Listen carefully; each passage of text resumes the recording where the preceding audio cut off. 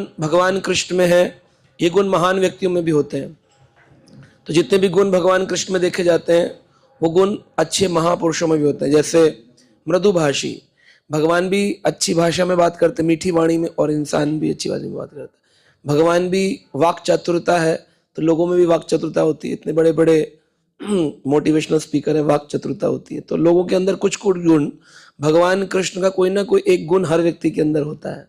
इसी कारण से वो व्यक्ति गुणी होता है ना। संसार में एक भी व्यक्ति ऐसा नहीं होगा जिसमें भगवान का कोई गुण ना हो, है ना। हम लोग लोगों के अवगुण देखते हैं, लेकिन देखना चाहिए कोई ना कोई एक गुण तो होगा। कृष्ण इसलिए परम भगवान है क्योंकि उनमें 64 गुण हैं और वो असीमित मात्रा में है, सीमित नहीं है, लिमिटेड नहीं है। That's why is Krishna. तो उसमें से कुछ जो 64 गुण है वो तो है ही, लेकिन ये गुण है जो इंसानों में अधिक पाए जाते हैं और भगवान में भी पाए जाते हैं, ये 64 प्लस। तो भगवान का ऐसा नहीं कि 64 ही गुण है भगवान में, अनंत गुण है भगवान में। 64 तो एक्सप्लेनेशन के लिए बोलेगा, इतने मेन मान लो इतने। तो कितने गुण है वो वर्णन आ रहा है यहाँ पर। एक गुण है सुशोभित।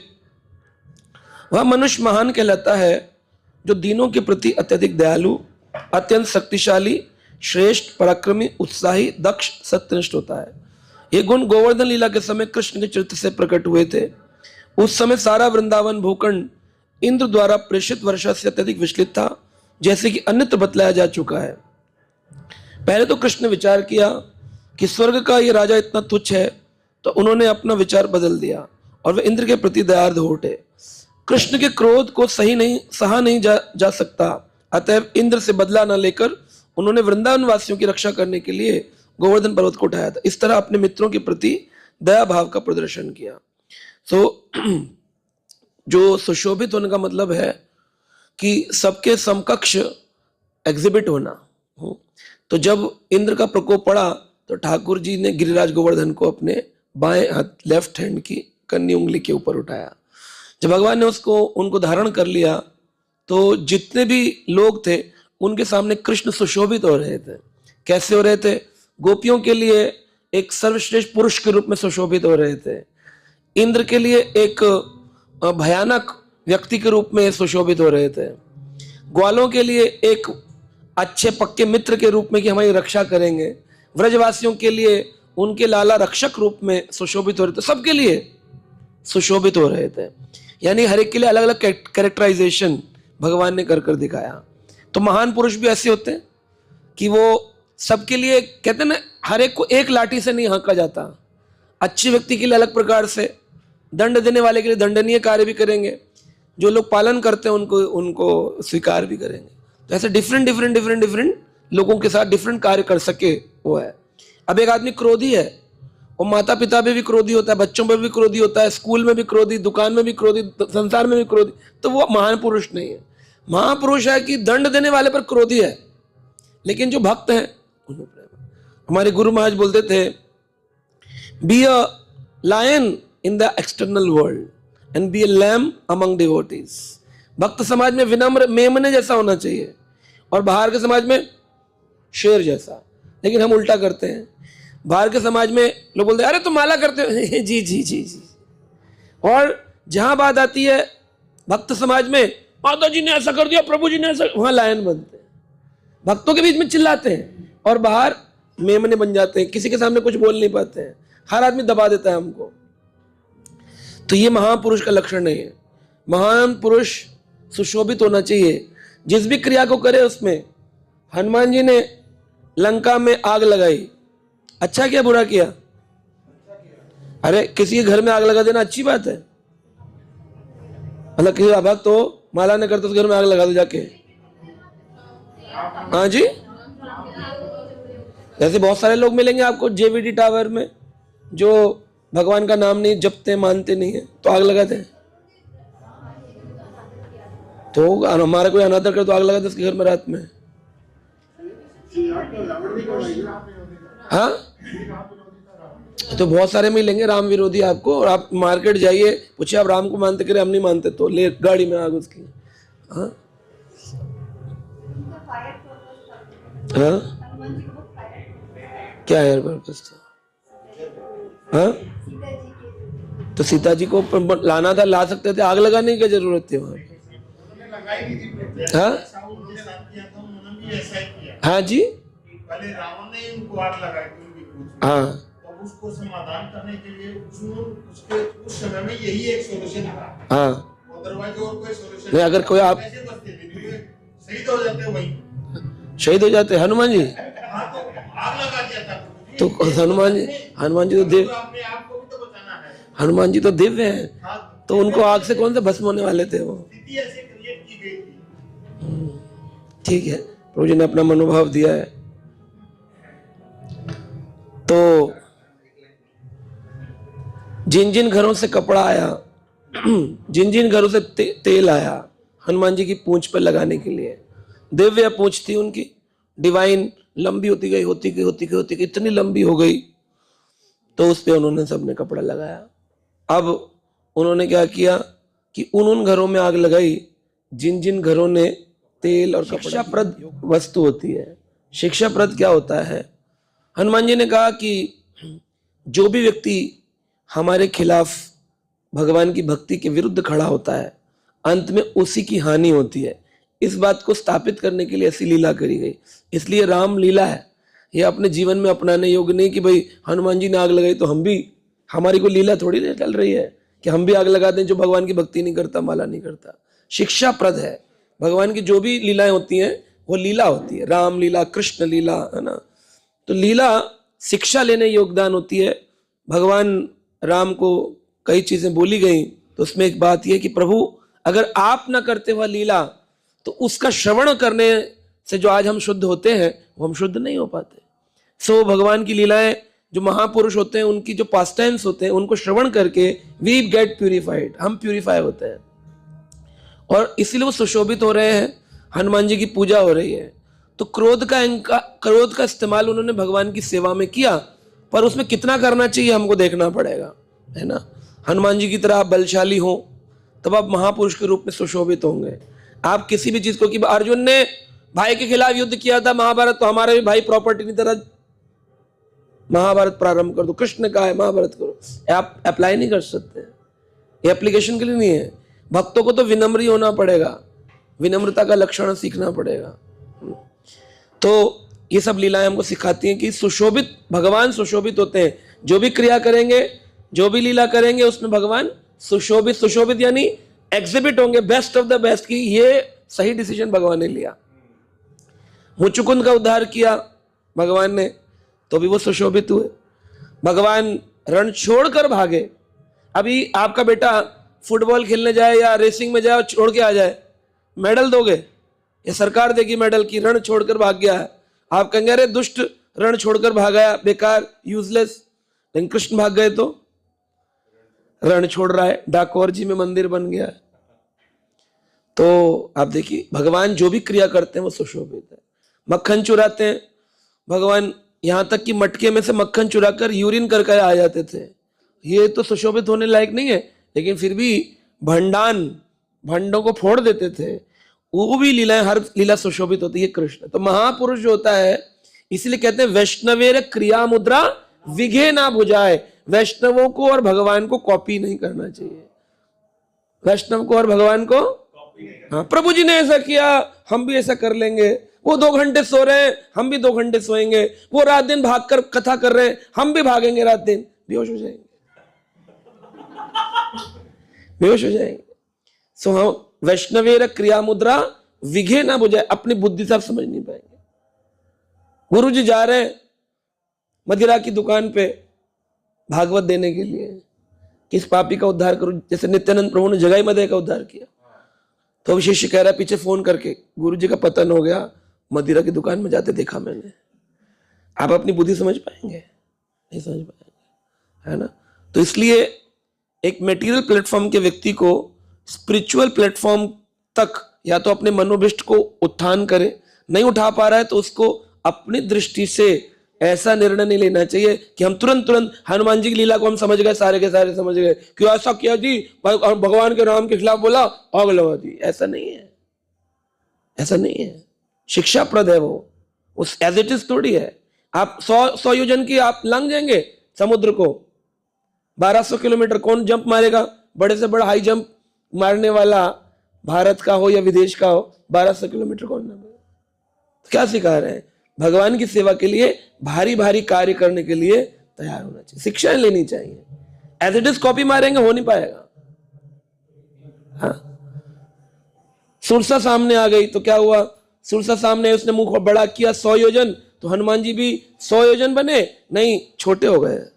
सूक्ष्म रूप धरी कपि, और छोटे होकर के उसके मुंह से निकले। यानी जब कोई आदमी आपके सामने बड़ा बड़ा बोल रहा हो, उसके सामने विनम्र होना, छोटा होना है।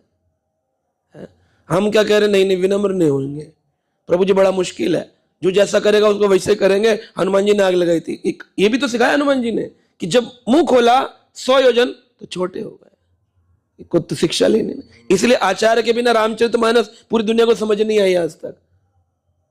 अभी राम कथा हुई तो लोग बोले वहां पर 40 साल हो गए राम कथा सुनते, प्रभु जी हम तो क्या ही जानते थे। हनुमान चालीसा नहीं पता लोगों को। हाँ, और लोग बात करते हैं कि हमें सब आता है, सब आता है, सब आता है। चौपाई याद कर लेना या हनुमान चालीसा याद कर लेना भक्ति का अंग नहीं है, उसको अपने जीवन में किस प्रकार धारण करना है ये भक्ति का अंग है। तब आप सुशोभित होंगे महापुरुष की तरह, सुशोभित। तो ये स्पेशली बताया गया। दूसरा है विलासी। जो पुरुष सदैव प्रसन्न रहते हैं, हंसकर बोलने के आदी होते हैं, वह विलासी कहलाते हैं। अब विलासी शब्द को लोग विलासपूर्ण यानी ऐश्वर्यपूर्ण जीवन जीने वाला भी कह सकते, अरे बड़ा विलासी आदमी है, हाँ, भोगी जैसे। हाँ, तो कृष्ण क्या भोगी है, विलासी लिख दिया। तो इसलिए रूप गोस्वामी बता रहे हैं कि जो सदैव प्रसन्न रहता है, हंसकर बोलने का आदी होता है, वह विलासी कहलाता है। यह विशेषता कृष्ण में तब देखी गई जब वे राजा कंस के यज्ञ स्थल में प्रकट हुए थे। ऐसा वर्णन आता है कि राजीव नयन कृष्ण मल्लों के बीच अवनीत हुए बिना प्रविष्ट हुए, दृढ़ता से उन पर दृष्टि फेरी और उन सबको ऐसा प्रतीत हुआ मानो कोई हाथी पौधों को प्रहार कर रहा हो। यहां तक कि उनसे बातें करते समय भी मुस्कुरा रहे थे। इस तरह वे वीरता पूर्वक मल्ल युद्ध के रंगमंच पर खड़े हो गए। तो भगवान जब मल्ल युद्ध करने के लिए प्रविष्ट हुए, चांडुर, मुष्टिक, तल, शल, तौशल, ये बड़े बड़े 4 वीर थे। अब कहने को तो एक लाइन में लिख देते हैं कि ये 4 वीर थे, 4 वीर नहीं थे, ये भयानक वीर थे। बॉडी बिल्डर भी बेकार है, बॉडी बिल्डर तो कुछ नहीं होता। इतने भयानक थे कि ये एक हाथी को इकट्ठा ऐसे 10-10 हाथियों को उठाकर कंधे पर रख सकते थे। इनकी डेली प्रैक्टिस डंबल की नहीं, हाथियों की है। हाथी उठाया 1 2 3, वैसे 10-10 हाथियों को उठा सकते थे एक बार में, और इनसे कोई भी व्यक्ति जीत नहीं पाता था। तो इनको कंस ने युद्ध करके हराया था, तब इनके शागिर्द बनाया उसने। तब शागिर्द बने उसके, भाई होता है कॉम्पिटिशन हुआ, युद्ध हुआ, युद्ध होने के बाद में उनको बोले तुम अब हार गए तो क्या काम करे, बोले हमारे सेना में भर्ती हो जाओ। तो चांडुर, मुष्टिक, तल, शल, तौशल ये सब ज्वाइन कर लिए कंस की आर्मी को। और जब भगवान कृष्ण बाल कुमार 11 साल के, 11 साल 56 दिन के अक्रूर जी लेके आए, जब प्रवेश किए तो मल्ल योद्धाओं को लग रहा है जैसे हाथी हमें मसल के रख देगा। जाकी रही भावना जैसी, प्रभु मूरत तिन देखी तैसी, है ना। तो यहां पर जो ग्वाले थे उनको लग रहा है हमारा भाई क्या बढ़िया वीर है ना, लाला जोर लगा के हारना नहीं, हम तेरे साथ हैं। किसी के साथ की जरूरत है भगवान को, हम तेरे साथ है लाला, हम तेरे साथ। उधर गोपियां कह रही हैं, मथुरा की जो स्त्रियां देख रही हैं, कह रही अरे कितना सुंदर व्यक्ति है, तभी वृंदावन की गोपियां इसको छोड़ ना पाई। अब हमारा भी भाग्य उदय हुआ है, हमको मिला देखने को। माता पिता जो थे वात्सल्य प्रेम उमड़ रहा था, अरे देखो छोटे छोटे बाल कुमारों को किस दृष्टता कर रहा है, यहाँ बुलाया है ना। तो हर एक की अलग अलग भावना से उसको भगवान के दर्शन होते हैं। कोई साख्य रूप में देखता है, कोई माधुर्य रूप में देखता है, कोई वात्सल्य रूप में देखता है, यही चीज है। तो इस प्रकार भगवान जो है लेकिन हंस करके बोलते हैं सबसे। जब भगवान के रोल के लिए कृष्ण का रोल करना हो, तो जब हम ड्रामा में, अभिषेक प्रभु तो ड्रामा करते हैं, ड्रामाबाज हैं, तो ड्रामा के लिए जब अब कृष्ण का रोल चुनना हो तो किसी ऐसे व्यक्ति को चुनाव करना पड़ता है जो स्वयं में हमेशा ही खुश रहता हो, है ना। तो जब ये रामानंद सागर जी का सीरियल आया रामायण प्रसिद्ध हुआ, तो उसमें जब अरुण गोविल जी को चुना गया, तो ऐसा नहीं तो उससे पहले नहीं चुने गए थे, बहुत सारे लोगों को राम के रूप में चुना गया था। तो उनको कहा क्या था कि जो व्यक्ति स्माइल को कांस्टेंट रख सके शूटिंग के दौरान, वो व्यक्ति राम बनेगा। और जब महाभारत सीरियल बनाया बी आर चोपड़ा ने, तो बोले वही व्यक्ति कृष्ण बन सकता है जो कांस्टेंट स्माइल रख सके, है ना। अब ये व्यक्ति का चेहरा होता है ना, आप देखिए लोगों के चेहरे कैसे ऐसे, उसको मुस्कुराना दांत बोले बंद कर लेगा। चेहरा भगवान ने बनाया है। किसी की आंखें लाल रहती हैं, एकदम एकदम भयानक दिखता है देखने में।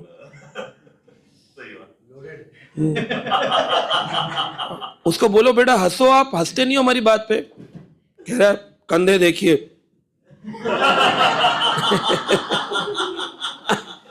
आंख से नहीं, मुंह से नहीं हंसता। अलग अलग चरित्र के लोग हैं, है ना। तो कोई हंसेगा तो पूरा वैसे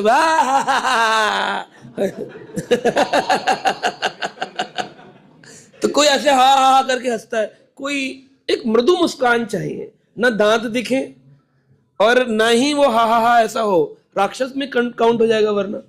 तो एक स्माइल जिसको कहते हैं ना, तेरी मंद मंद मुस्कनिया पे मैं वारी जाऊं, तो वो जो मुस्कान चाहिए वो चाहिए राम जी के लिए, कृष्ण रोल के लिए चाहिए। सोचो जो कृष्ण है उनकी कैसी होगी, सोचो उनकी कैसी होगी। ये लोग तो संसारी लोग थे, संसारी लोगों की मुस्कान चाहिए तो भगवान को कैसी चाहिए, उसको विलासी कहते हैं, विलासपूर्ण, यानी विस्तार करते हैं मुस्कुरा करके। और महापुरुषों में भी ऐसा लक्षण होता है। शिला प्रभुपाद जी की एक शिष्या थी माता जी, वो वर्णन करती हैं, शिला प्रभुपाद जी के व्यास पूजा पे हमने श्रवण किया था। वो बोले कि हमें जब स्वामी जी अमेरिका आए तो उस काल में कोई भी नहीं था प्रभुपाद के जानने वाले ज्यादा लोग। तो मुझे पता चला स्वामी जी आ रहे हैं अमेरिका में। तो वो बता रही थी, स्वयं ही बता रही थी, ओल्ड लेडी थी, वो बोल रही थी कि स्वामी जी 1966-67 में उनके एरिया में आए, तो सारे भक्त जो सीनियर थे, ऑलरेडी इस्कॉन बन चुका था, तो उनके साथ साथ चलते ना सीनियर लोग, तो जो नए लोग होते हैं वो बात नहीं कर पाते, कहते अरे भाई इनके साथ तो इनकी टीम ही रहती है, हम तो बात ही नहीं कर पाते हैं।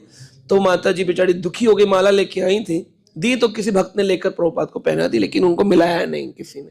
और सब एयरपोर्ट से जय प्रभु पदा करते ले गए। तो जब प्रभुपाद बिल्कुल बाहर निकल, क्योंकि भक्त लोग आगे का गाड़ी निकालनी है, लगेज लेना है, प्रभुपाद आखिरी में पीछे हल्के हल्के पैरों से जा रहे थे, तो माता जी जोर से चिल्लाई स्वामी जी ऐसे करके। तो स्वामी जी ने पलट करके देखा और कहा हरे कृष्णा। तो वो माता जी बता रही थी कि उसके बाद प्रभुपाद जी से कभी भेंट नहीं हुई, दीक्षा भी ऑनलाइन मतलब पेपर पे हुई, लेटर पर। और उन माता जी ने बोली मैंने 45 साल मतलब अपनी लाइफ के स्वामी जी को समर्पित कर दिए हैं। तो वो जो मुस्कान है ये भगवान की भी है और भगवान के भक्तों की भी है। The smile that कैप्टिवेट्स each and everyone. जो सबको लिए भक्त थोड़ी होता है कि सबको फोन पर बात करता है तब लोग उससे जुड़े होते हैं, या कोई उसके बाद बहुत बड़ा ज्ञान है, उसकी जो देखने मात्र से ही उसका जो प्रेम प्रकट होता है, जो उसके हृदय की निश्चलता है, जो निष्कपटता है, वो जो प्रकट होती है तो सामने वाले को कैप्टिवेट करती है। क्योंकि संसार में हर एक के हृदय में छल भरा हुआ है, मुझे इससे क्या फायदा मिलेगा, है ना। माला करने के उपरांत भी लोगों के हृदय में कोई ना कोई छल भरा होता है। लेकिन जब आप निष्कपट होते हैं ना, आपको किसी से कोई फायदा नहीं चाहिए, तो वो भाव सामने जाता है। वो स्वामी प्रभुपाद जी के अंदर वो भाव है, मुझे किसी से कुछ नहीं चाहिए। सो ये है विलासी। तीसरा है मधुर। जो अत्यंत मधुर एवं वांछनीय गुण वाला होता है उसके व्यक्तित्व को माधुर्य कहा जाता है। श्रीमद् भागवत में इसका वर्णन है। जो कृष्ण के माधुर्य स्वभाव का एक दृष्टांत है इस प्रकार। एक दिन श्री कृष्ण यमुना तट पर राधा रानी की प्रतीक्षा करते हुए कदम के फूलों की माला गूंथने लगे। उसी समय राधा रानी वहां प्रकट हुई। उस समय मुरारी यानी कृष्ण ने अत्यंत मृदु चितवन से राधा रानी को देखा। तो जो माधुर्य है उसी को मधुर कहा है। माधुर्य का अर्थ है श्रृंगार। माधुर शब्द का अर्थ है श्रृंगार। तो माधुर्य रस भी कहते हैं उसको, और उसको श्रृंगार रस भी कहते हैं, है ना। जिसे कहते हैं भगवान की लीला माधुरी भी कहते हैं। तो माधुर्य, मधुर, श्रृंगार, लीला माधुरी सब एक ही पर्यायवाची शब्द है। तो भगवान की ऐसी चितवन है, ऐसी मृदु चितवन, मृदु यानी सॉफ्ट, चितवन यानी हृदय का ऐसा भाव है, भगवान का कि वो जिसको देखते हैं वो उनका दीवाना हो जाता है देखने मात्र से। तो माधुर्य स्वभाव का एक दृष्टांत है ये। माधुर्य स्वभाव, माधुर्य का स्वभाव का मतलब बड़ा स्वीट एंड अट्रैक्टिव, बड़ा अट्रैक्टिव, आकर्षित है। श्रील प्रभुपाद जी के लिए भी ऐसा देखते हैं कि प्रभुपाद जी के लिए एक डिवोटी बताते हैं कि स्वामी जी पहली बार हमारी यूनिवर्सिटी में प्रवचन देने के लिए आए थे। तो जब स्वामी जी पहली बार प्रवचन देने आए तो ऐसा लग रहा था कि उनके शरीर से सूर्य का तेज प्रकट हो रहा है। अ golden man in our university, तो उसने लिखा है अ golden man in our university, हमारी यूनिवर्सिटी में गोल्डन मैन आया, स्वर्ण का व्यक्ति आया। तो ये क्या है, भगवान श्रीमती राधा रानी के प्रति जब कृष्ण देख रहे हैं तो उनकी वो माधुरी उनकी नेत्र से प्रकट हो रही है। और आप देखिए आज जब हम भगवान को भोग लगाते हैं तो भगवान कैसे खाते हैं, आंखों से खाते हैं। अंगानि यस्य सकलेन्द्रियावृत्ति मानती पांति पश्यांति चिरम जिगांति आनंद चिन्मया सदुजला विग्रहस्य गोविंदम आदि पुरुषम तमम भजामि। तो अंगानि यस्य सकलेन्द्रियावृत्ति मानती, किसी भी अंग से कोई भी काम कर सकते हैं। तो भगवान किससे खाते हैं, मुंह से नहीं खाते भगवान, आंख से और कान से, कानों से खाते हैं। और कान से क्या खाते हैं, कान से जो मंत्र बोलते हैं, नमो विष्णु पदाय कृष्ण पृष्ठाय भूतले, जो मंत्र बोलते हैं उसको सुनते हैं कितने सही से बोल रहा है। अब बच्चे को स्कूल जाना है और भगवान को अरे बड़ा आज जंबल कर दिया इसने, तो फिर भोग नहीं खाएंगे भगवान। वो प्रयास देखते हैं, प्रयत आत्मना पत्रम पुष्पम फलम तोयम यो में भक्त्या प्रयच्छति। हाँ, जो प्रयास करते हैं, अस्नामी प्रयत आत्मना, मैं उसके प्रयासों से उसको भोजन को खाता हूं। कितना मेरे लिए प्रयास कर रहा है खिलाने के लिए मुझे। हम जल्दीबाजी करेंगे तो फिर भगवान नहीं खाए। तो मंत्र जो बोला गया वो यथारूप पूरा होना चाहिए, एज इट इज। घरों में भोग लगाते हैं हरे कृष्ण कृष्ण कृष्ण राम राम राम राम, ऐसे नहीं खाते भगवान। प्रॉपरली मैं गुरुदेव को वंदन करूं, मैं प्रभुपाद जी को वंदन करूं, फिर मैं श्री चैतन्य को वंदन करूं, फिर मैं कृष्ण को वंदन करूं, उसके उपरांत बैठ करके ग्लानि से भर जाऊं, प्रभु मैं तुच्छ जीव, मेरे हाथ का क्यों खाएंगे आप, है भगवान इतने भूखे कि किसी भी मेले कुचेले बिना नहाए धोए जो आए लगाया और बोले तुझे वस्तु गोविंदम तो हम समर्पयामि, खा लेंगे भगवान। भगवान प्रयास देखते हैं, कितना स्नान किए, कितने शुद्धता से बनाए हैं। कुत्ता बिल्ली घूम रहा है, हम और इसी हाथ से भगवान को खिलाते हैं, खाएंगे भगवान? कुछ नहीं खाएंगे, भगवान नहीं खाते। तो भगवान नहीं खाएंगे तो उनका उच्चिष्ट भोग आप कैसे खाएंगे? और जब अब तक प्रसाद ही नहीं बनेगा तो आप में कोई परिवर्तन नहीं आएगा, है ना। लोग बोलते हैं हम इतने दिन हो गए भोग भी खाते हैं, भी करते, परिवर्तन नहीं आ रहा।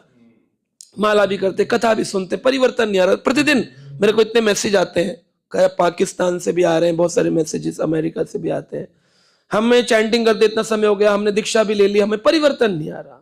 क्या कारण है परिवर्तन नहीं आ रहा, बताइए आप लोग, क्या कारण है? भोग प्रॉपर नहीं लग रहा, प्यूरिटी, हाँ, माला ढंग से नहीं हो रही, ध्यान से नहीं हो रही, ग्रंथ तो हवाबाजी में पढ़ा पढ़ा नहीं पढ़ा तो पढ़ा रहा वो वहीं पर ही मैं वहां पढ़ा ग्रंथ वहां पढ़ा है ना, ग्रंथ नहीं पढ़ रहे, श्रवण नहीं कर रहे, श्रवण नहीं कर रहे। प्रतिदिन भागवत 1-1.5 घंटे 2 घंटे कम से कम सुनना, नोट्स बनाना। तो जितनी सिंसियरिटी, जितनी शरणागति, जितनी शुद्धता, जितनी प्यूरिटी हमारी क्रियाओं के प्रति होगी, उसी के आपको प्रतिशत में भगवान कृपा करेंगे। बढ़ेगा ही नहीं, मन ही शुद्ध नहीं होगा उसका कभी भी, है ना। लोग बोलते हैं अमेरिका में शराब पीने वाले कैसे भक्त बन गए, इसलिए बन गए क्योंकि उन लोगों के पास एक बहुत बड़ा गुण था, उनकी संसार में कोई आसक्ति नहीं थी। माता पिता को छोड़े बैठे थे, सरकार के विरुद्ध थे, सरकार में कोई इंटरेस्ट नहीं था। हमें तो मोदी जी में बहुत इंटरेस्ट है, बीजेपी में, हमें तो कांग्रेस में बहुत इंटरेस्ट है, हमको तो टीएमसी में बड़ा इंटरेस्ट है। तो जब तक हमें पॉलिटिकल पार्टियों में इंटरेस्ट है तो हमें कृष्ण में इंटरेस्ट कहाँ आएगा? इलेक्शन चल रहा हो सामने, है ना, अभी बजट आ रहा हो सामने, कौन ग्रंथ पढ़ लेगा? क्रिकेट चल रहा हो तो कौन ग्रंथ पढ़ रहा है? लोग सोचते इससे क्या हो जाएगा, क्रिकेट से भक्ति का क्या लेना देना? अरे बहुत कुछ लेना देना है। हमारे मानसिक स्तर के ऊपर इतना बड़ा कचड़ा जम जाता है कि वो क्लियर ही नहीं होता है ना, क्लियर ही नहीं होता है। जो भी आप क्रिया करेंगे, पंच ज्ञानेंद्रियां हैं, ज्ञानेंद्रियों से जो ज्ञान अर्जित करते हैं, कर्म इंद्रियां वही कर्म करती हैं। आंख से जो देखेंगे वही फिर आपकी जनेंद्रियां करेंगी, वही आपके हाथ करेंगे, वही आपके पैर करेंगे।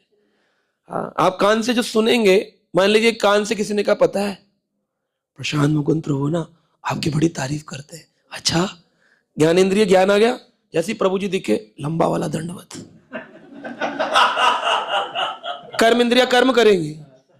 हाँ, और अंदर से प्रश्न बोल दिए, किसी ने ज्ञान दे दिया, अरे प्रभु जी तो ना आपकी बड़ी निंदा कर रहे थे, कह रहे थे क्लास में नहीं आता, बेकार है, मैं तो सोच रहा हूं निकल जाए, दूर हो जाए।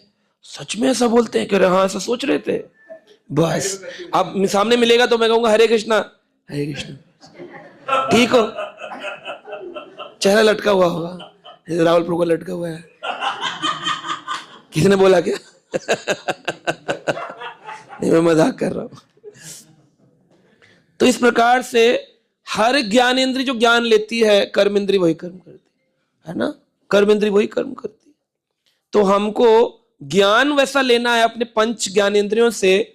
तो अब आपको देखना है कृष्णा कॉन्शियसनेस डिवोटी जो है वो पंच कर्म इंद्रियों का क्या उपयोग करता है।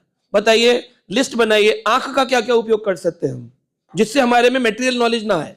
बताइए, लिस्ट बनाइए। हाँ, भगवान का दर्शन तो दिन में 24 घंटे में कितनी बार होगा?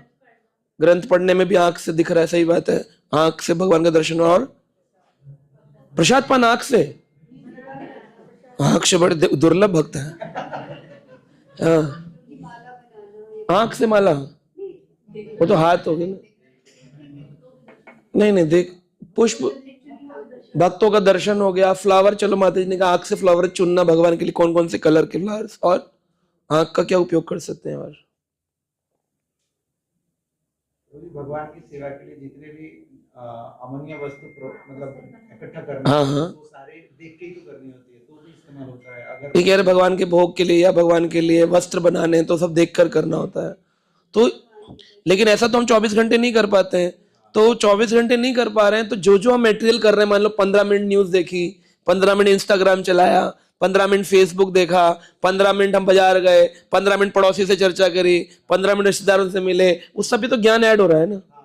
मेमोरी के अंदर एक स्ट्रिप लगी हुई है, यहाँ वो ऐसे गोल गोल घूम रही, गोल गोल घूम रही है, उसमें जो जो आप करते जा रहे हैं ब्लॉक्स बनते जा रहे हैं, उसके फाइनल रिजल्ट कर्म इंद्रिय वही कर्म करेंगे जो सब होगा। हाँ, मतलब कितनी बार करेंगे? तो एक बार 5 मिनट 5 सेकंड भी नहीं करता आदमी दर्शन। बात कर रहे हैं तो भक्तों के साथ भगवान की चर्चा कर रहे हैं या भगवान की भक्ति की चर्चा कर रहे हैं, वो तो फिर आपकी जिह्वा का उपयोग हो रहा है ना, आंख का उपयोग। अभी हम चल रहे हैं, आंख का उपयोग हमने पढ़ा। कान का उपयोग क्या क्या कर सकते हैं?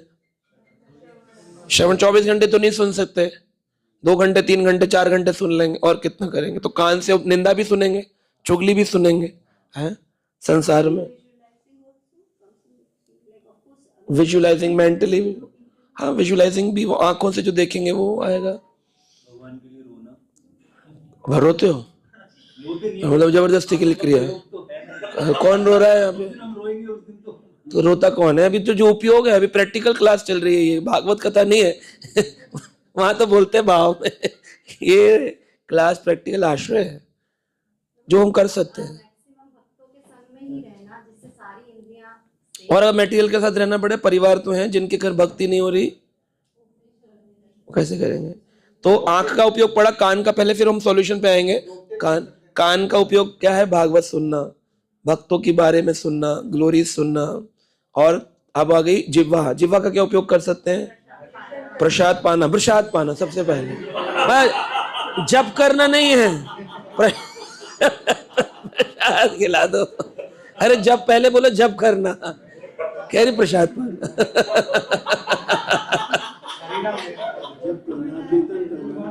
हाँ, जप करना, कीर्तन करना, प्रसाद पाना, भक्तों का गुणगान गाना, भक्तों का गुणगान गाना, ग्लोरीज ऑफ डिवोटीज, यस।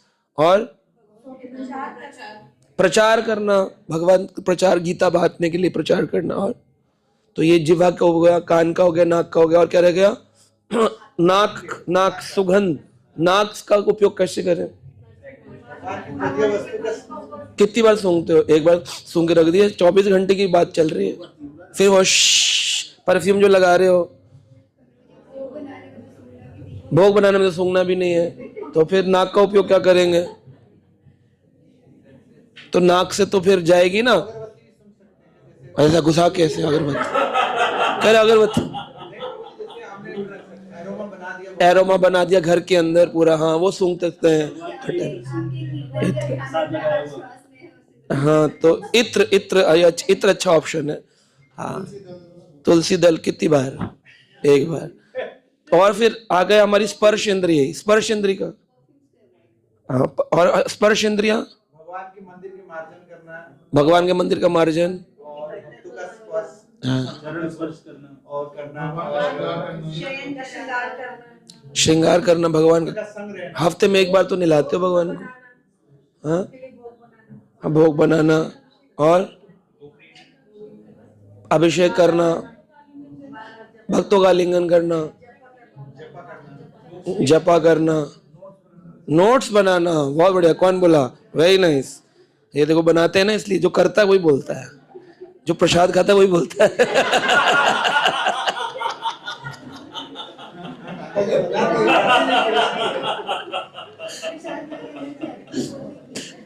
ठीक है ठीक है। तो पंच ज्ञानेंद्रियों से ये जो आपने सेवाएं बताई है तो करनी ही करनी है, लेकिन जब भौतिक संसार में जाएंगे वो भी तो ज्ञान आएगा। तो इसलिए अब हम बात करेंगे रिस्ट्रिक्शन की, आंखों से क्या नहीं देखना है जिससे हमें ज्ञान अर्जित ना हो। अब सामने पिक्चर चल रही है, अब पड़ गई, बच्चे देख रहे हैं, मान नहीं रहे, तो आप क्या करोगे? आपको भी देखनी पड़ेगी।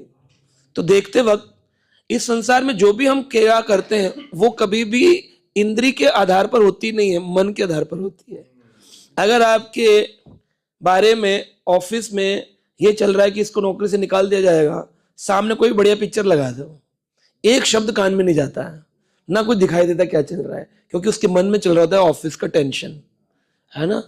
तो जब हमारे मन में चल रहे होंगे कृष्ण, तो हमारे आंखों के सामने कोई भी नेगेटिविटी, गंदा से गंदा आदमी भी आ जाए, कोई हमको डिस्टर्बेंस नहीं होता है ना। तो हमारे मन को कृष्ण को लगाना है, तो मन कृष्ण में लग जाए। इसलिए भगवान ने बोला मन मना भव मत भक्तो मध्याजी माम नमस्करो। तो मन में, तो इसके लिए मन में कैसे आए? मन में लाने के लिए जो आपने क्रियाएं करी, क्रिया करनी है सिंसियरिटी के साथ में। अगर अभिषेक कर रहे हैं तो सिंसियरिटी से करना है, जप कर रहे हैं तो सिंसियरिटी से करना है ना। कल मैं सुन रहा था परम पूज्य गोपाल कृष्ण गोसाई महाराज से कोई व्यक्ति ने प्रश्न किया, एक भक्त ने, बोले महाराज जी हम ध्यान पूर्वक जप के लिए क्या करें? महाराज बोले ध्यान पूर्वक जप करो।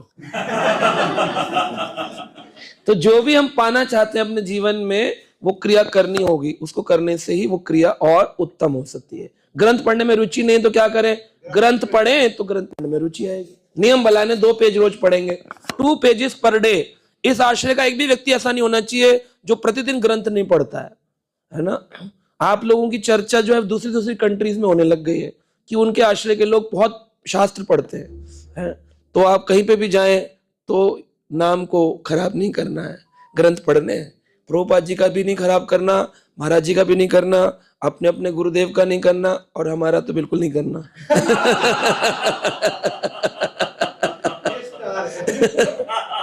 तो ग्रंथ प्रतिदिन पढ़ने चाहिए सबको, चाहे आप गीता पढ़ लें, छोटी किताब पढ़ लें, 2 पेजेस पर डे तो कोई भी पढ़ सकता है। 2 पेज।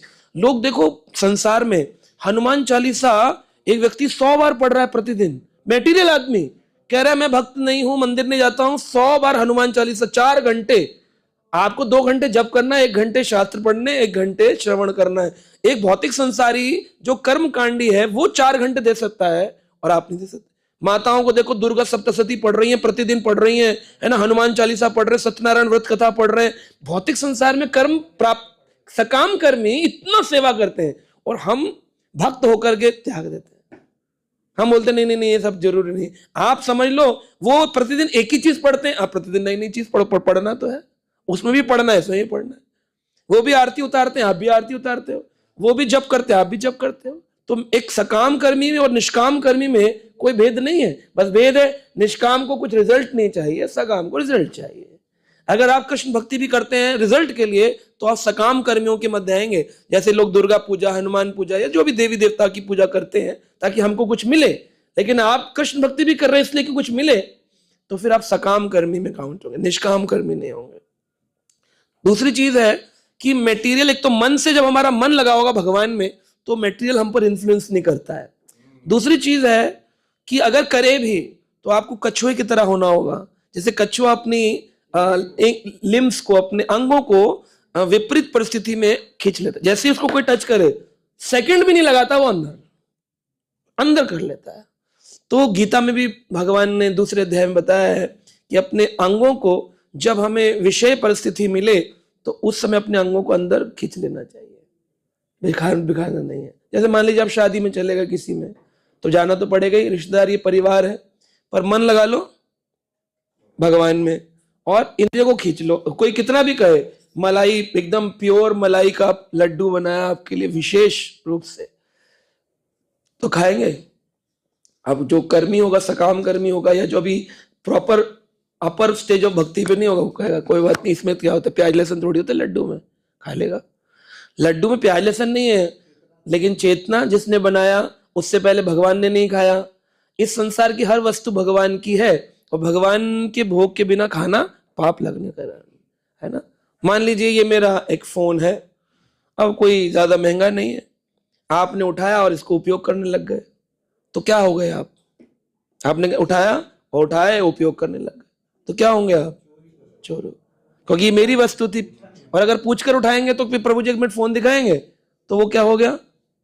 वो सेवा हो गई कि प्रभु जी की सेवा कर रहे हैं। तो ऐसे ही संसार की हर वस्तु भगवान की है।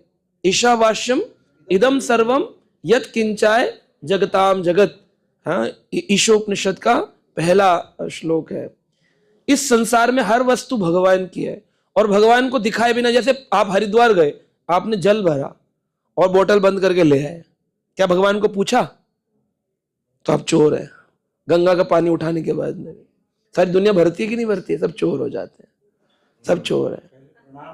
पहले प्रणाम करेंगे, हे गंगा मैया, हे विष्णुपदी, हे कृष्ण की सेविका, हे ठाकुर जी, आपकी सेवा के लिए मैं अपने घर गंगा जल ले जाना चाहता हूँ, आशा करता हूँ मुझे आप कृपा करेंगे, आप ही की सेवा के लिए। तुलसी पत्र तोड़ा, अगर बिना मंत्र के तोड़ लिया बड़ा भारी अपराध लगता है। तुलसी को तोड़ लिया बिना मंत्र बोले, भारी अपराध है। तो तुलसी मंत्र में हम क्या बोलते हैं कि हम आपका चयन ही कर रहे हैं गोविंद सेवा के लिए, तो फिर तुलसी महारानी चली जाती है। लेकिन अगर आपने बिना मंत्र के ऐसे ही बस बात कर रहे हैं, हाँ कचौड़ी बना ली है, भोग लगा देते हैं, तुलसी तोड़ के लाया अभी, मैं बातें करते जा रहे हैं, अपराध, हर पत्ते पर अपराध, हर पत्ते पर अपराध लगेगा। तो चयन करते वक्त ये बोलना है कि हम तो किसके लिए कर रहे हैं चयन? भगवान के लिए कर रहे हैं, है ना। सो इस प्रकार से बहुत सारी चीजें हैं। हमारी क्रियाओं में परिवर्तन आएगा ना, ज्ञान इंद्रियों में, तो फिर उससे कर्म इंद्रियों में भी परिवर्तन आएगा, वरना परिवर्तन नहीं आएगा। सो यही चीज है, मधुरता की बात जो हुई है, व्यक्तित्व को माधुर्य कहा जाता है जो अत्यंत मधुर होता है। सो श्रीमद् भागवत में जैसे स्वभाव दृष्टांत वर्णन किया गया है कि राधा रानी को भगवान ने कदम के फूलों की माला गूंथने लग गए, राधा रानी को देख करके कि मैं मधुरता का प्रकट हुआ। सो ऐसे इंसान में भी, मनुष्य में भी मधुरता का प्रकट होता है जब उसकी चेतना शुद्ध होती है, प्योरिटी होती है उसके अंदर। चौथा गुण है विश्वसनीय। विश्वसनीय तो आप समझते हैं क्या होता है विश्वसनीय? फेथफुल। जो व्यक्ति सभी परिस्थितियों में विश्वास पात्र बना रहता है वह विश्वसनीय।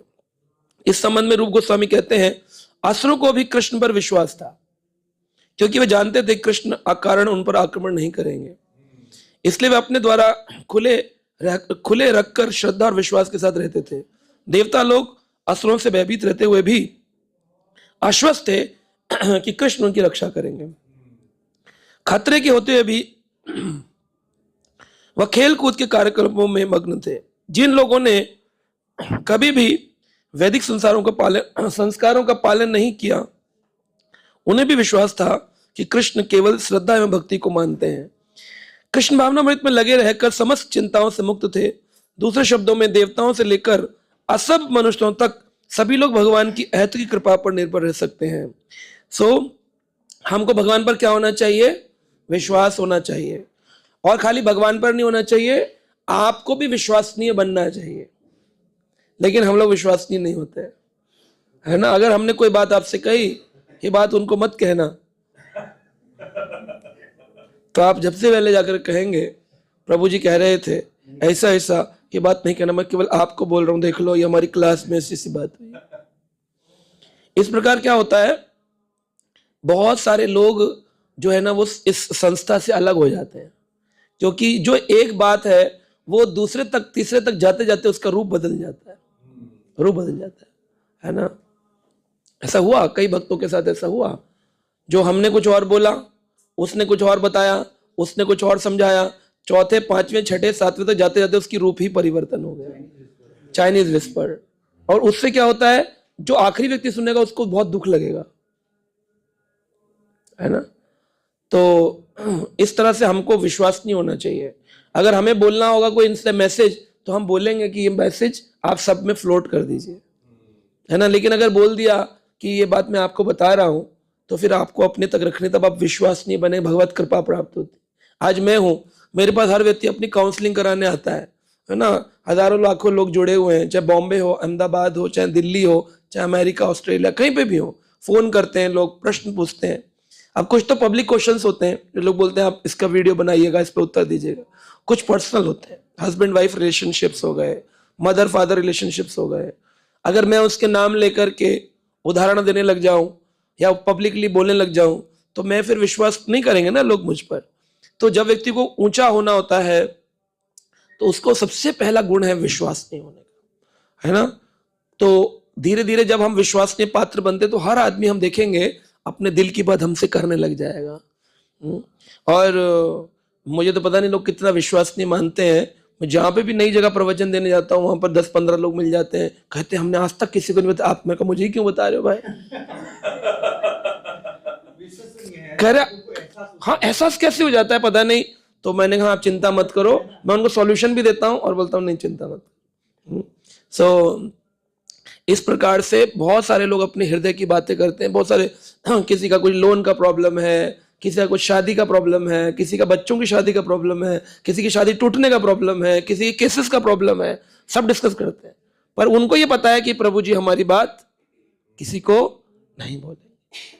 मेरे पास आई, उसके बाद में वो डिलीट हो गई सॉल्यूशन के साथ, कैरी फॉरवर्ड नहीं होगी आगे, है ना। तो ऐसे ही चरित्र हमको भक्तों में भी देखने को मिलते हैं। आप सब में भी ऐसे बहुत सारे भक्त हैं जिनको जो बात बोल दी वो केवल उन्हीं के साथ रहेगी, है ना। पब्लिकली बोल दी तो फिर वो अविश्वसनीय व्यक्ति हो गया। तो कृष्ण पर असुरों को भी विश्वास था। कृष्ण भगवान की विश्वसनीयता देखो, आपकी विश्वसनीय ऐसी होनी चाहिए कि जो आपकी नेगेटिव पार्टी वो भी विश्वास करे कि आदमी बड़ा विश्वसनीय है, तब आपका विश्वसनीय है। इतना हो जाए कि जो आपकी निंदक है ना, वो भी बोले ऐसा ऐसा था, करे नहीं ऐसा हो नहीं सकता यार, आदमी खराब है लेकिन ये नहीं कर सकता। ऐसा विश्वास, ऐसा एक लक्षण आप में होना चाहिए कि नेगेटिव बोलने वाले भी बोले नहीं ऐसा नहीं कर सकते। हाँ? कोई बोले प्रभु जी पी रहे थे, तो आपको विश्वास होना चाहिए हाँ, चरणामृत पी रहे हो। तो ये विश्वसनीयता बनानी होती है हमको वैष्णव समाज में या भौतिक समाज में। मेनली प्रॉब्लम क्या है? Faith is the biggest problem. पति पत्नी को कुछ बोलता है, बोला देखो तुम मेरी अर्धांगिनी हो, ये बात किसी को बोलना मत, मैं तुम्हें बता रहा हूं। सुबह देर होगी, रात के 12 बजे अपनी माँ को ठड़क, मम्मी ये बोल रहे थे ऐसे ऐसे, किसी को बोलना नहीं। अब माँ अपने पति को, पति अपनी बेटी को बोलेगा बेटी पता है भाई के घर में क्या चल रहा है, ये ऐसे ऐसे, तेरे जिया जी ने क्या किया, ये किया, ऐसे ऐसे। तो वो घूमती रहती है बात, सबका एक एक तो विश्वसनीय है ही ना। क्या है? तो शानक पंडित कहते हैं the secret out of your mouth is no more a secret.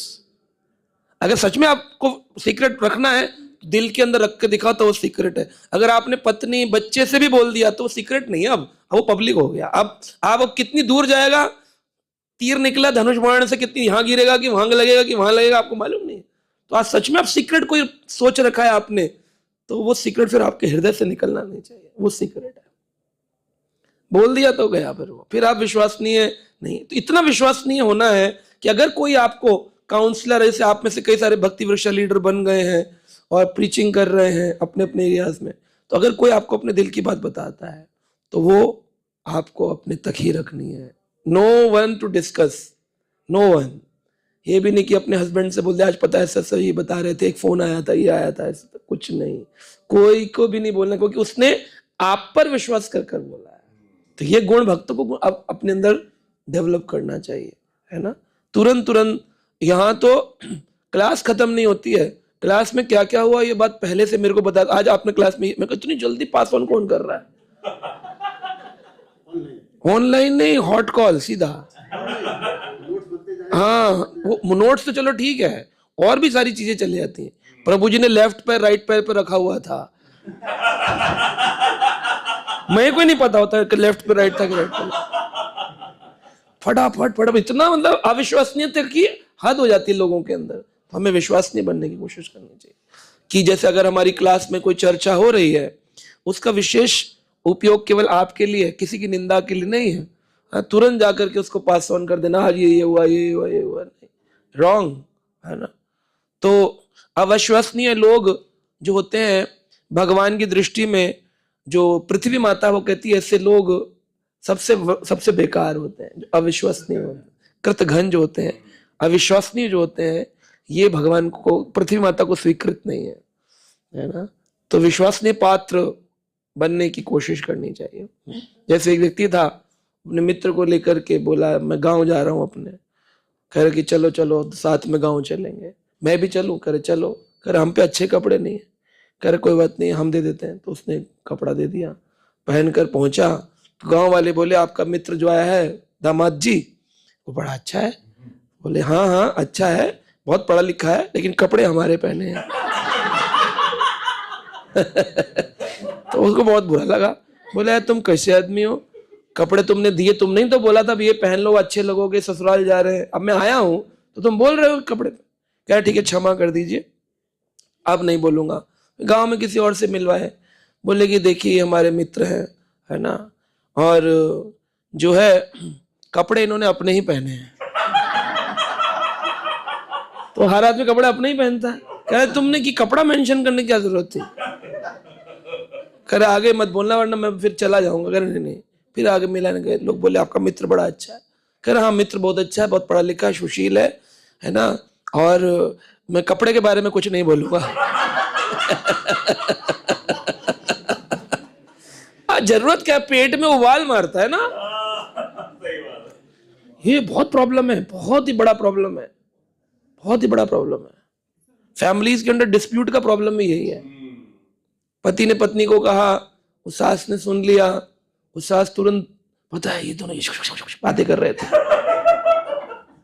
जैसे एक छोटी बच्ची थी, वो बहुत साल पहले जब मैं स्कूल में पढ़ता, मैंने सीरियल देखा था, उसमें जो हस्बैंड वाइफ थे, वो हस्बैंड अपनी वाइफ को समझा रहा था कि माँ की सेवा क्या करो, कहती नहीं करूंगी इसकी बुढ़िया की सेवा। बहुत गुस्सा चल रहा था, मेरा तो मन करता है इसका टेटुआ दबा दूं, यानी गर्दन दबा दूं। बच्चे देख ऑब्जर्व करते हैं, बच्चे चाहे छोटे हैं, 2 साल 3 साल 5 साल, वो दादी की दादी दादी दादी ने कहा और बेटी कैसी हो, ठीक हो, आजा मेरी बेटी सोएगी। मम्मी पापा कहाँ है, बोले रूम में बातें कर रहे हैं। क्या बात कर रहे हैं, कहे इस बुढ़िया का टेटुआ दबाएंगे।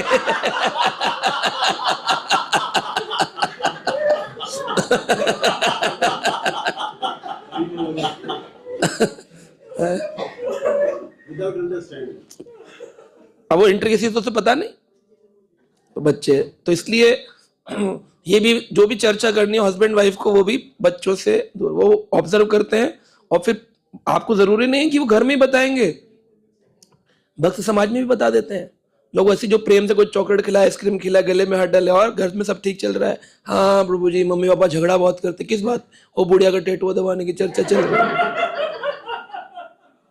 कुछ भी हो सकता है ना।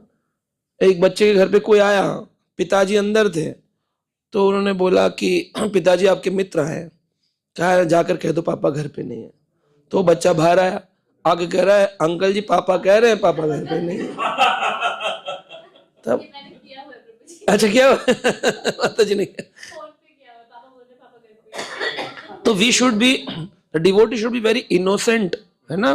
तो इनोसेंट का मतलब स्टूपिड होना नहीं है। तो देखिए अब इनोसेंसी एंड स्टूपिडिटी, है ना, लोग बोलते हैं मैं कितना, मैं शरीफ हूँ, शरीफ तो बदतमीज, गाली गलौज नहीं बदतमीजी होती है क्या। शरीफ होने का मतलब ये नहीं है कि हम सोचे समझे बिना कोई कार्य करें, स्टूपिडिटी नहीं बननी है। इनोसेंस का मतलब स्टूपिड होना नहीं है ना। तो हम सबको समझदार होना चाहिए। स्मार्ट होना अच्छा है, ओवर स्मार्ट होना अच्छा नहीं है। फ्रेंडली होना अच्छा है, ओवर फ्रेंडली होना अच्छा नहीं है ना। तो कोई भी चीज का ओवर नहीं करना है, उसको बैलेंस करके चलना है ना। हाँ, सोचना है तो थिंक करना है, लेकिन ओवर थिंक नहीं करना है, वरना हाँ पागल हो जाएंगे आप। ठीक है, तो विश्वसनीय है। स्थिर, भगवान का एक गुण है स्थिर। जो व्यक्ति प्रतिकूल परिस्थिति में भी विचलित नहीं होता वह स्थिर कहलाता है। प्रतिकूल यानी विपरीत परिस्थिति में स्थिर रहता है। कृष्ण में स्थिरता का यह गुण बाणासुर को दंडित करते समय प्रकट होता है। बाणासुर के अनेक हाथ थे और कृष्ण उन्हें एक एक करके काटते रहे। वह शिव तथा दुर्गा देवी का महान भक्त था। अतः जब बाणा को दंड दिया जा रहा था तो शिवजी दुर्गा दोनों कृष्ण पर अत्यंत रुष्ट थे, किंतु कृष्ण ने उनकी परवाह नहीं की। तो बाणासुर भगवान शिव का भक्त था और दुर्गा देवी यानी भव भवानी का 1000 हाथ थे उसके। उसने शिव जी को प्रसन्न किया था। जब प्रलय हुआ तो उसने जो नगाड़े बजाए जाते हैं प्रलय काल में 1000 हाथों से उसने बजाए थे। तो कैसे बजाएगा? हम बजाएंगे तरगड़ तिरगड़ थी, 1000 हाथ है ना उसके। तो उसने जो बजाया शिव जी को प्रसन्न कर लिया था। तो शिव जी बड़े प्रसन्न थे उसके ड्रम ढोल बजाने से। और कृष्ण के विरुद्ध जब युद्ध हुआ, तो बाणासुर का जब युद्ध हुआ तो भगवान कृष्ण द्वारका से आए रथ पर और एक एक करके उसके हाथ काट रहे थे और वो दुर्गा शिव स्तुति कर रहा था। शिव जी खड़े और शिव जी परम वैष्णव है। मैं यहाँ पर कुछ इनको बोल रहा हूं प्रभु जी को, और यहाँ हमारे कोई आकर खड़ा हो जाए मेरे सिर पर, तो मैं घबरा जाऊंगा ना कि अब अभी नहीं, बाद में करते हैं। लेकिन जो काम कर रहे उसमें स्थिर। भगवान कृष्ण शिव दुर्गा के आने से भी विचलित नहीं हुए, स्थिरता से उन्होंने उस कार्य को किया, संपूर्ण किया। सो प्रतिकूल परिस्थिति में भक्त अपनी स्थिरता को खो देता है ना। जैसे हरे कृष्ण सब कुछ अच्छा चल रहा है, कृष्ण गाड़ी लग गई टाइट, साइड से लग गई, उसके बाद तेरी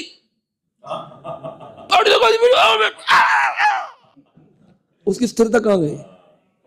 भूल गया वो। और होगा, ये होता ही है। हाँ, इंस्टेंट होता है, क्योंकि अंदर तो वही गंदा आदमी है ना। ऊपर की रंग रोगन बदल के पेंट पुताई करके डिवोटी का कपड़ा है, अंदर वही है। उस अंतःकरण को शुद्ध करना ही भक्ति की क्रिया है। बड़े बड़े हम डिग्री ले ले, बड़ी बड़ी हम क्लासेस कर ले, है ना, ग्रंथ पढ़ ले, लेकिन अंतःकरण के अंदर अगर छल कपट भरा है, निंदा चुगली भरी है, तो क्या उपयोग होगा हमारे ऊपर की वेशभूषा बदलने का। तो कई बार लोग बोलते हैं जब तक मैं अंदर नहीं बदलूंगा तब तक बाहर भी नहीं बदलूंगा। ये भी गलत है। बाहर बदलने में समय कम लगता है, इसलिए पहले बाहर बदलना चाहिए, फिर धीरे धीरे अंदर भी बदलेगा। समय लगता है पर बदलने का प्रयास करना चाहिए। तो स्थिर प्रतिकूल परिस्थितियों में, घर में इतनी प्रॉब्लम्स आती हैं, है ना, जैसे किसी को बुखार हो गया, स्वयं को बुखार हो गया, प्रतिकूल परिस्थिति आते ही हम अस्थिर हो जाते हैं। माला छूट जाएगी, ग्रंथ श्रवण छूट जाएगा। तो हमें वातावरण अनुकूल चाहिए होता है हमेशा, लेकिन भक्ति अनुकूल हो वातावरण या प्रतिकूल हो, कभी भी छूटनी नहीं चाहिए। हरिदास ठाकुर के पास एक वैश्या को भेजा गया। अब जिसकी उनको जरूरत नहीं थी लेकिन आगे बढ़ जाती थी, क्या करें। कई लोग होते हैं उनको हम चाहिए नहीं, फिर भी आकर के चिपक जाएंगे, भगाओ तो भागेंगे नहीं। अब क्या कर सकते हैं। तो वो बोले ठीक है कोई बात नहीं, बैठी रहने दो। भेजी गई थी एक मुसलमान राजा के द्वारा कि हरिदास ठाकुर का बेना पॉल से लेकर के और नवदीप धाम तक सब जगह बड़ी प्रसिद्धि हो रही है। तो एक वैश्या को बोले, हीरा भाई तुम्हें जाना है और जाकर के उनको गिराना है। जिस दिन वो तुम्हारा स्पर्श कर लेगा, हम सब पीछे सीसीटीवी लगाकर देख रहे हैं, तुरंत पहुंच जाएंगे, उसको किडनैप कर लेंगे और बोलेंगे ये तो साधु बनता, देखो इसका गलत काम करता है। तो हरिदास ठाकुर के पास आई तो बोले, माता बैठ जाओ, मेरा अभी 1 लाख नाम का जो नियम है, 3 लाख नाम का, वो पूरा नहीं हुआ है। 3 लक्ष नाम का मेरे गुरुदेव ने 192 राउंड बोले, जैसे ही पूरा होगा मैं तुम्हारा जो तुम बात करने आए वो मैं करूंगा। वो भी श्रृंगार होकर के आई थी तो बैठ गई। अब वो उसको हटा भी सकते थे कि जाओ यहां से, दरवाजा बंद कर लिया, लेकिन भक्त का लक्षण मधुर, ऊपर वाला लक्षण मधुर है, वो किसी के साथ भी दुर्व्यवहार नहीं, मधुर। तो उन्होंने गेट बंद नहीं किया, बोले बैठ जाइए और जब करते रहे हरे कृष्ण कृष्ण कृष्ण। वो सुनती रही। 1 दिन गुजरा, 2 दिन गुजरे, 3 रात्रि गुजर गई। 3 रात्रि के अंदर जो थी उसका हृदय परिवर्तन हो गया हरि नाम श्रवण करने से।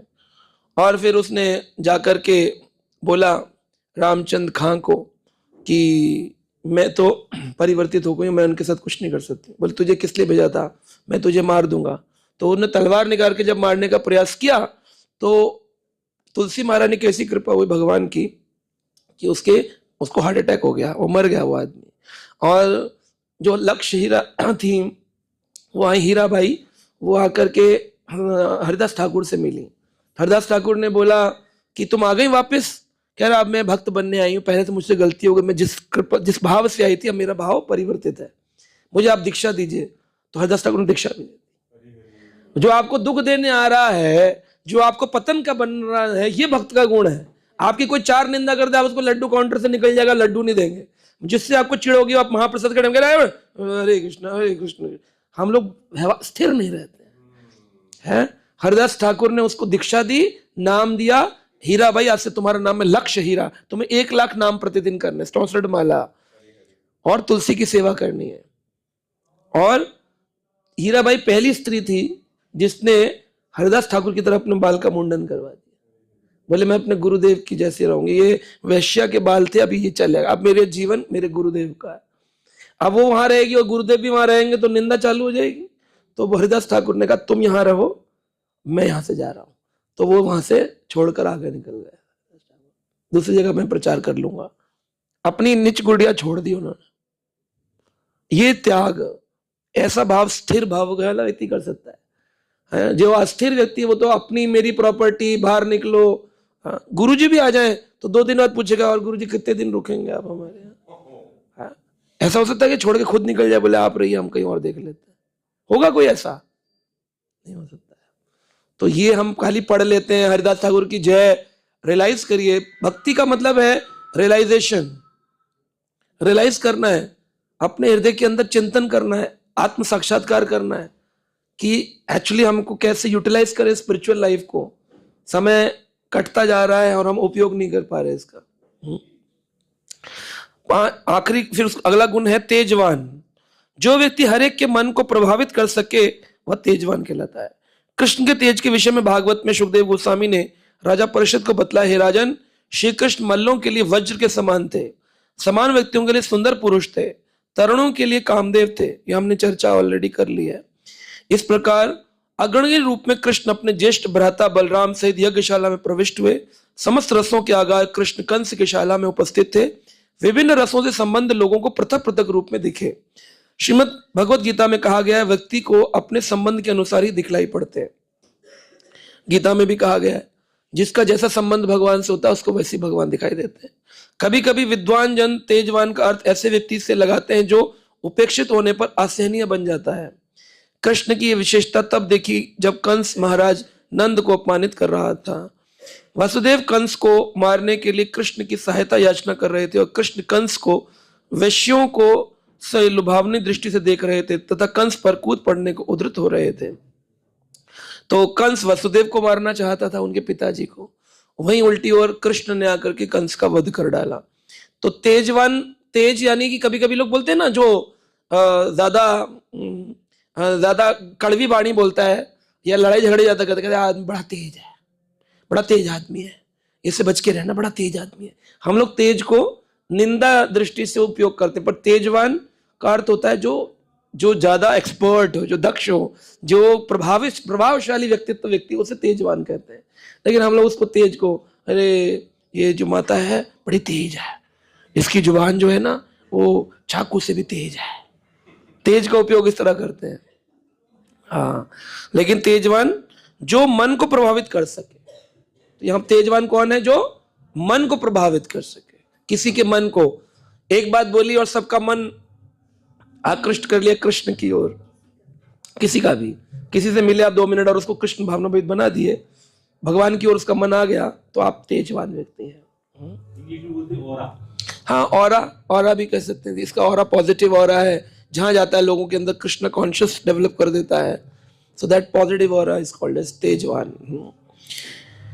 फिर है अत्यधिक श्रृंगारी ललित मोहन। जो व्यक्ति अपने को अलंकृत करने को अत्यंत इच्छुक होता है वह ललित कहलाता है। कृष्ण में ये गुण दो प्रकार से पाए जाते हैं। कभी कभी वे श्रीमती राधा रानी के विविध चिन्हों से अलंकृत करते थे और कभी कभी वे अरिष्टासुर जैसे असुरों का वध करने के लिए तैयार हो रहे होते थे तो अपने आप को सुचारू ढंग से सजाते थे। तो अरिष्टासुर जो था वो राधा कुंड पे आया, जिसके नाम से राधा कुंड बाद में बना। अरिष्टासुर का वध करने के कारण फिर गोपियों ने कंगन से कंगन कुंड बनाया। तो भगवान तैयार होते थे अरिष्टासुर जैसे असुरों को मारने के लिए, कभी वत्सासुर जैसे असुरों को मारने के लिए श्रृंगार करते थे भगवान। तो जैसे क्षत्रिय होता है ना, कवच पहनता है, कुंडल पहनता है, तलवार लेता है, मुकुट लगाता है, तिलक लगाता है कि अब मैं जा रहा हूं युद्ध करने। तो एक भक्त को भी ये गुण है, उसे श्रृंगारी होना चाहिए। जगन्नाथपुरी में या बड़े बड़े मंदिरों में जो पुजारी भगवान का श्रृंगार करते हैं उन्हें श्रृंगारी पुजारी कहते हैं, भगवान का श्रृंगार करने वाले। तो हम दो प्रकार से श्रृंगारी हो सकते हैं, जैसे भगवान राधा रानी का श्रृंगार भी करते हैं और अपना श्रृंगार भी करते हैं। तो ऐसे ही हमको भी राधा कृष्ण का श्रृंगार करें तो भी श्रृंगारी और अपना श्रृंगार करें तो भी श्रृंगारी। अपना कैसे करें? गोपी चंदन तिलक लगाना, धोती कुर्ता पहनना, क्लास में जब आना तो वैष्णव शिष्टाचार का पालन करना, यही भूषण सदाचारी श्रृंगारी है। इसका श्रृंगार का मतलब ये नहीं कि पता चला जीन्स पहनी, गॉगल लगाए, च्युइंगम चबाई, हाथ में की चेन ली, बोले प्रभु आई एम श्रृंगारी प्रभु। भक्ति का श्रृंगार करना है, भक्ति का श्रृंगार। हर भक्त का क्या श्रृंगार होना चाहिए? देखिए, बेसिक चीजें हर भक्त के पास होनी चाहिए, जो नए हैं पुराने हैं सबके पास। एक बैग होना चाहिए, लिख लीजिए लिस्ट आइटम, श्रृंगार में क्या क्या आइटम है। एक बैग होना चाहिए, उस बैग में एक तिलक बॉक्स होना चाहिए, एक करताल होनी चाहिए, एक ग्रंथ होना चाहिए, एक डायरी होनी चाहिए, एक पेन होना चाहिए, है ना, कुछ लक्ष्मी होनी चाहिए, है ना। तो इस प्रकार से एक बैग, एक बीड बैग होना चाहिए, बीड बैग में माला होनी चाहिए, चने नहीं होने चाहिए। बैग होना चाहिए, प्रसाद भी होना चाहिए उस बैग में, जैसे कोई मिला किसी को देने के लिए आने के लिए। प्रसाद तो निर्भर करता है, लेकिन अपने खाने के लिए भी रख सकता है व्यक्ति। ये तो अपने सेवा के लिए है। हाँ, थोड़ा प्रसाद भी रख सकते हैं, कहीं पे कुछ ना मिले तो ड्राई प्रसाद देने के लिए या खाने के लिए, जो भी समझे, कुछ मिक्सचर या पेड़ा कुछ रख सकते हैं। रास्ते में कोई गरीब मिले, कुछ मांगे तो प्रसाद ही दो उसको, और कुछ मत दो, ना धन दो, कुछ प्रसाद दो।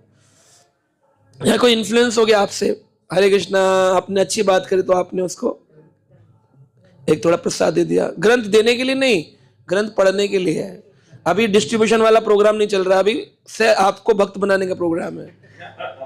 तो आपके बैग में क्या क्या चीज होनी चाहिए बोलिए दोबारा? एक बैग होना चाहिए, तिलक बॉक्स होना चाहिए, करताल होनी चाहिए, डायरी, पेन, लक्ष्मी, ग्रंथ, बीड बैग, प्रसादम।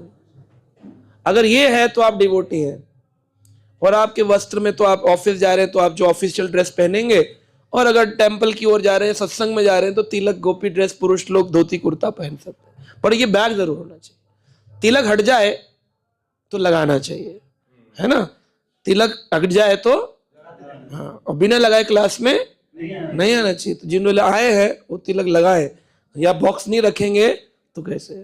तो भक्त बनना केवल ज्ञान का प्रोग्राम नहीं है, ज्ञान के अनुशीलन विज्ञान का प्रोग्राम है। हाँ, व्यक्ति भक्ति क्या है? ज्ञान का प्रोग्राम नहीं है कि बड़े इंटेलेक्चुअल बन गए, बड़े ज्ञानी बन गए, और ये बात जान, तत्व ज्ञान हो गया, तत्व विवेक हो गया उनका, जगर लीला चर्चा हो रही है और तिलक है नहीं, तो यूजलेस। ज्ञान का अनुशीलन करते हुए विज्ञान करना, प्रैक्टिकल करना उसका लाइफ, तभी आप भक्त कहलाएंगे भगवान की दृष्टि। तो ये ललित बनने का मतलब है सुंदर श्रृंगार युक्त भगवान का भक्त। उदार, उदार चरितम, जो व्यक्ति अपने आप को किसी को भी अर्पित कर सकते हैं वह उदार कहलाते हैं। कृष्ण से बढ़कर कोई अधिक उदार नहीं हो सकते, क्योंकि वे अपने भक्त को पूर्णतः आत्मसमर्पित करने को उद्यत रहते हैं। भगवान अपने भक्त को समर्पित हो जाते हैं। तो भक्त को दूसरे भक्त को समर्पित होना चाहिए कि नहीं होना चाहिए? होना चाहिए कि नहीं होना चाहिए? देखिए, एक बार हिजोने जयपताका स्वामी महाराज का मैं एक पास टाइम सुन रहा था।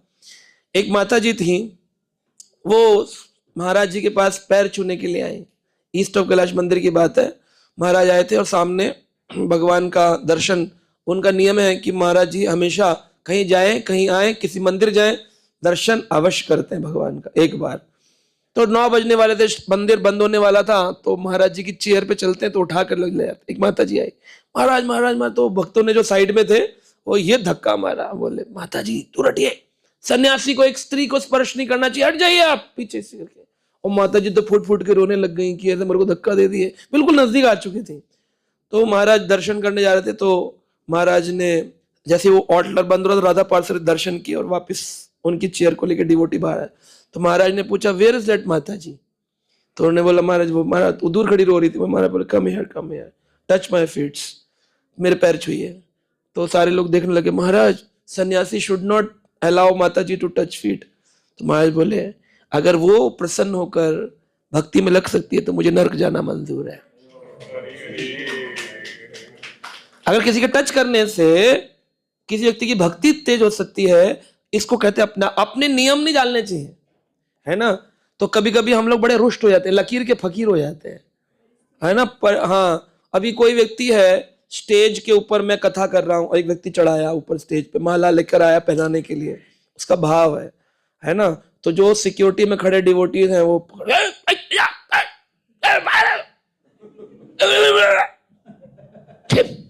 हाँ, वो माला लेके चुपचाप नीचे, गलती हो गई, ऐसे थोड़ी होता है, बुद्धि नहीं है आपके पास, कथा चल रही है अभी, आपने उसका भक्ति के लीवन खत्म कर दिया, है ना। सो हमें जो एक आए थे, 2 माला लाए थे, तो आपने एक माला को पहले भगवान को अर्पण किया, फिर दूसरी माला को आपने लिया। ये देख दृष्टांत में भी मिला। हाँ, तो जैसे कुछ लाए थे तो आपको लगा होगा कि वो अर्पण हुआ नहीं है, हाँ, प्रसाद बना नहीं है, हाँ, तो आपने सीधा पहला को आपने बोल के यहाँ रख दीजिए, फिर दूसरे वाला जो था तो आपने ग्रहण किया। सो ये स्थिरता है। ये नहीं कि मैं लेक्चर दे रहा हूं तो मैं भूल गया अपने नियम भी याद होने चाहिए, लेकिन साथ में कृपा भी करनी, अपने आप को अर्पित भी करना है समाज को।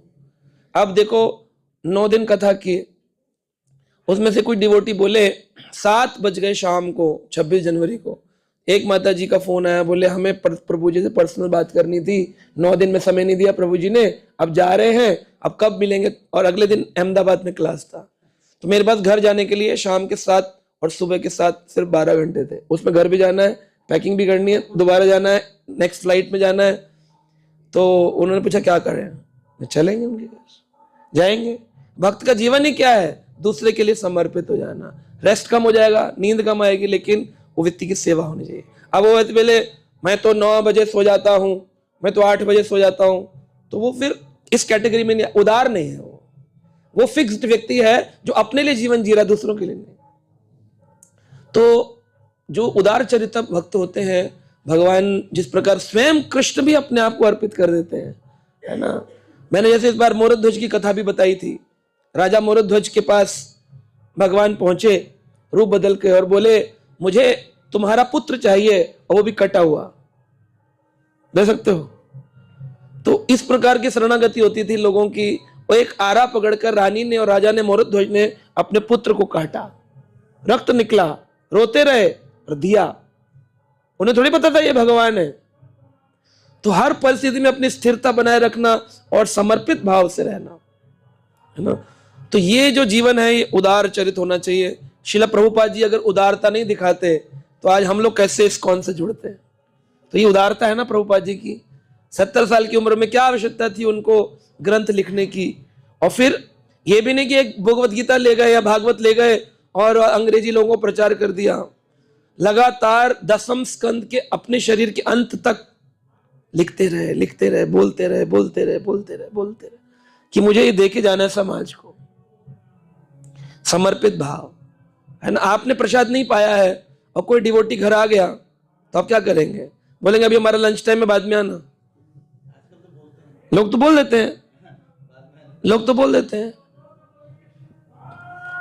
व्यवस्था नहीं है घर में रुकने की अतिथि की, तो क्या बोलेंगे? स्पेस नहीं है, कल आना। तो ये सब चीजें हैं। यद्यपि कृष्ण हर एक से स्वतंत्र है, किंतु अपनी अहत की कृपावश वे धार्मिक उपदेश के लिए गर्ग ऋषि पर, सैन्य कला सीखने के लिए सत्यायकी पर और सदुपदेश के लिए अपने मित्र उद्धव पर आश्रित रहते हैं। भगवान भी अपने आप को, उनको कोई जरूरत है? संदीपानी मुनि के प्रति समर्पित हो गए 64 गुण सीखने, 64 कला सीखने के लिए। यहाँ पर सैन्य कला सीखने के लिए सत्यायकी नामक उनका जो सैनिक है, रथ चलाने वाला, उस पर समर्पित हो गए। हाँ, सात्यकी। और गर्गा मुनि के ऊपर उपदेश के लिए समर्पित हो गए, गर्गाचार्य जी पर। सो हमको ये सीखना चाहिए, समर्पित भाव। So we should always ready to learn. समाज में दो प्रकार के लोग हैं, एक लर्नर्स और एक नॉन लर्नर्स। जो सीखना चाहते हैं और जो सीखना नहीं चाहते हैं। जो उन्होंने पढ़ लिया, जान लिया, बस वही सिद्धांत है, वही है, गुरु जी को जानना है तो जाने, हम तुम्हारा जानने के लिए तैयार नहीं। तो जो लर्नर्स नहीं है, जो सीखने के लिए तैयार नहीं है, वो कभी जीवन में भगवान की ओर भी अपने जीवन में भक्ति और शांति का संचार करना चाहते हैं तो देर किस बात की, जुड़िए हमारे YouTube चैनल कृष्णा टीवी से, जहां आपको मिलेंगे भक्तिमय वीडियोस, प्रेरणादायक भागवत कथाएं और अनमोल आध्यात्मिक ज्ञान। तो अभी सब्सक्राइब करें और हमें फॉलो करें एवं अपने प्रियजनों के साथ ये दिव्य यात्रा साझा करें और आध्यात्मिकता की ओर कदम बढ़ाएं। हरे कृष्णा।